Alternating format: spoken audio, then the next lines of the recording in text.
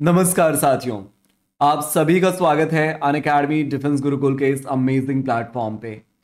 आज के इस शानदार से एपिसोड में हम डिस्कस करने वाले हैं एफ कैट 12024 के प्रीवियस ईयर क्वेश्चंस को।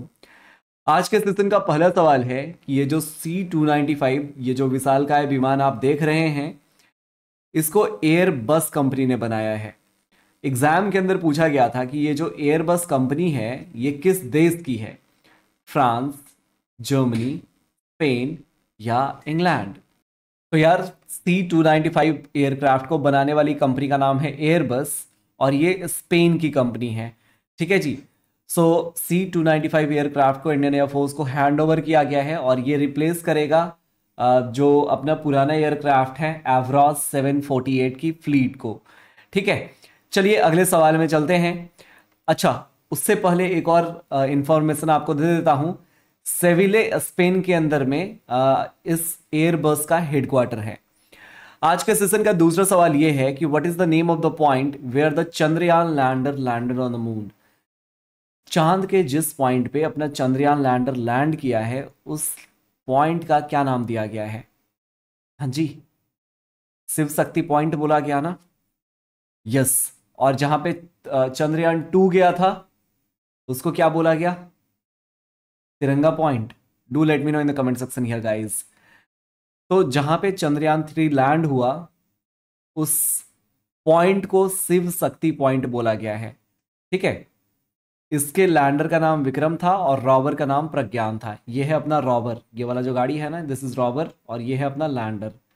ठीक है, now let us move ahead. अगले सवाल की ओर चलते हैं दोस्तों। What is the unit of measurement of the distance between celestial bodies? जो खगोलीय बॉडीज होते हैं उनके बीच का जो डिस्टेंस होता है उसको मेजरमेंट के लिए, देखो जो भी एस्ट्रोनॉमिकल ऑब्जेक्ट होते हैं ना उनके डिस्टेंस के मेजरमेंट के लिए हम हमेशा लाइट ईयर का इस्तेमाल करते हैं। किसका इस्तेमाल करते हैं? लाइट ईयर का। ठीक है, तो लाइट ईयर ये यूनिट ऑफ लेंथ है और ये जितने भी एस्ट्रोनॉमिकल डिस्टेंसेस हैं उनको मेजर करने के लिए इसका इस्तेमाल किया जाता है। एक लाइट ईयर का मतलब होता है कि distance travelled by light in a vacuum in 1 year. यानी लाइट एक साल में वैक्यूम के अंदर में जितना डिस्टेंस ट्रैवल करती है that is called 1 light year. ठीक है, तो एक पारसेक में 3.26 लाइट ईयर होता है, ये भी याद रखिएगा। अगला सवाल बहुत ही प्यारा सवाल है। What are the lines drawn on a map to connect points experiencing equal seeking intensity due to an earthquake? यानी भूकंप आता है तो दो ऐसे पॉइंट्स जिनका रिचर स्केल पे सेम रीडिंग है वैसे पॉइंट को हम बोलते हैं आइसोसिस्मिक लाइंस। ठीक है, वैसे ज्वाइन करने वाले दो पॉइंट्स को क्या बोलेंगे? जो लाइन दोनों पॉइंट्स को ज्वाइन करेगा उनको बोलेंगे हम आइसोसिस्मिक लाइंस। ठीक है जी, याद रखेंगे।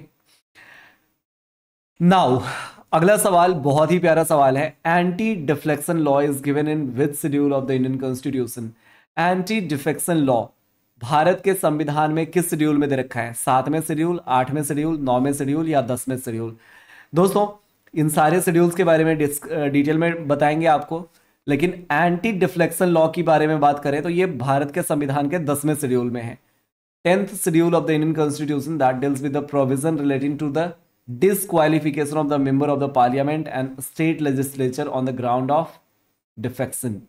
तो anti defection law that is given in the 10th schedule of the Indian constitution.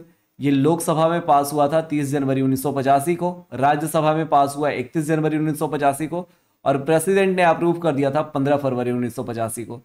ठीक है, सो 52nd amendment of the Indian constitution, जिसके बाद ये 10वां शेड्यूल आया था भारतीय संविधान में। ठीक है, तो किस अमेंडमेंट के तहत ये आया वो भी आपको मैंने बता दिया। अब 7वें शेड्यूल में क्या है?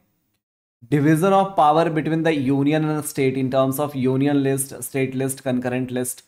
ये इन सारे लिस्ट के बारे में आपने पढ़ा है ना। तो 7वें शेड्यूल के बारे में डिवीजन, 7वें शेड्यूल में डिवीजन ऑफ पावर के बारे में बताया गया है। वहीं 8वें शेड्यूल के अंदर में ऑफिशियल लैंग्वेजेस के बारे में बताया गया है। ठीक है जी, याद रखना, this are very very important.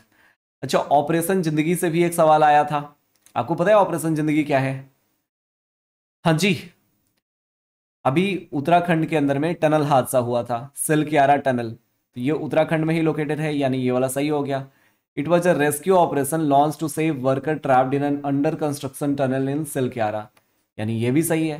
तो ऑपरेशन जिंदगी के जो 2 पॉइंट्स हैं दोनों ही सही हैं, ऑप्शन सी को उड़ा दीजिए। अच्छा, जवाहरलाल नेहरू जी ने एक बुक लिखा था डिस्कवरी ऑफ इंडिया, जब वो जेल में थे, ठीक है, उस समय वो कौन सी जेल में थे? अहमदनगर, अहमदाबाद, इलाहाबाद, येरवाड़ा। हाँ जी, पंडित जवाहरलाल नेहरू ने किताब लिखी डिस्कवरी ऑफ इंडिया जब वो अहमदनगर के जेल में थे, ठीक है। भारत के पहले प्राइम मिनिस्टर जवाहरलाल नेहरू ने डिस्कवरी ऑफ इंडिया नाम की पुस्तक लिखी थी during his imprisonment in 1942 to 1946 by the British in Ahmednagar fort in Maharashtra, ठीक है। Now let us move ahead. Where does Alaknanda river join the Bhagirathi river in India? अब देखो यार, इसके लिए दोनों रिवर के ओरिजिन आपको पता होने चाहिए, ठीक है। तो अलकनंदा और भगीरथी दोनों ज्वाइन होते हैं देवप्रयाग में, और देवप्रयाग कहाँ है? उत्तराखंड में, ठीक है।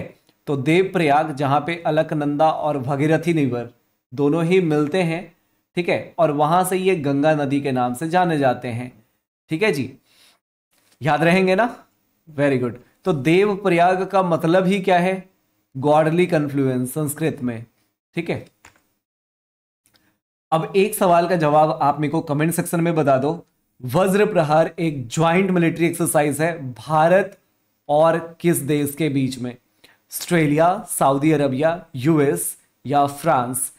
इस सवाल का जवाब आपको कमेंट सेक्शन में देना है। और दोस्तों, ये सेशन पसंद आई तो एटलीस्ट अपने 5-10 मित्रों को भी फॉरवर्ड कर दीजिए। जिस भी एजुकेशनल ग्रुप के आप पार्ट हो वहां पे इस वीडियो को एक बार शेयर कर दीजिए, तभी हम आपकी ज़्यादा से ज़्यादा मदद कर पाएंगे और इस कंटेंट को धीरे धीरे इम्प्रूव कर पाएंगे।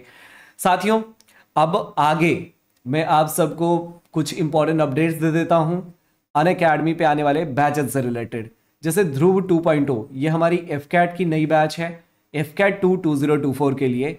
एफकैट 1 में हमने ज़्यादा नहीं बोला, हमारे रिजल्ट ने ज़्यादा धूम मचाया है और हम चाहते हैं वो लेगेसी मेंटेन रहे, आप अब टॉपर्स के लिस्ट में भी आए। और 11 अप्रैल से हमने एक नया कोर्स लॉन्च किया है ध्रुव 2.0। Basically this would be the batch for next toppers. जितने भी हमारे एफकैट के नेक्स्ट टॉपर्स होने वाले हैं उनके लिए ये बैच बहुत ही प्रोडक्टिव होने वाला है। तो काफ़ी पहले से इस बार हमारे पास टाइम भी है, इसमें आप अच्छी रैंक ला सकते हो। साथ ही साथ इस बैच में जो ओरिएंटेशन सेशन है वो ऑलरेडी हो चुका है आज सुबह में 9 बजे, तो आप एक बार ओरिएंटेशन सेशन जरूर देखना। इसमें मेरी जो क्लासेस हैं वो शाम के 7 बजे और रात के 9 बजे हैं। एनडीए 2 के लिए मैं आपको सजेस्ट करूंगा रणभूमि बैच में आप ज्वाइन कर लीजिए, जो कि 21 मार्च से स्टार्ट हुई है। और योद्धा बैच में आप सीडीएस 2 के लिए ज्वाइन कर सकते हैं, ठीक है। This would be the best batch for CDS. Now Veer 2.1 में आप सीएपीएफ के लिए ज्वाइन करेंगे, ठीक है। 4 अप्रैल से स्टार्ट हुई है। और 50 डेज का हार्ड चैलेंज आई होप आप सब अटेंड कर रहे होंगे। डिस्क्रिप्शन में इसकी लिंक है, इसके बारे में आप डिटेल में देख लीजिए। ये 3700 की पूरी क्लासेस हैं जो कि आपको बिल्कुल फ्री में मिल रही है पीडीएफ के साथ। पीडीएफ के लिंक भी डिस्क्रिप्शन में दे रखी है दोस्तों। लास्ट के 5 महीने का आप करंट अफेयर्स भी यहाँ से डाउनलोड कर सकते हैं, वो भी बायलिंगुअल में। तो मार्च तक की हमारी करंट अफेयर्स की पीडीएफ अवेलेबल है। आप हमें सोशल मीडिया पे भी ज्वाइन कर सकते हैं। दोस्तों, इस वीडियो को देखने के लिए आप सभी का बहुत बहुत धन्यवाद। जय हिंद।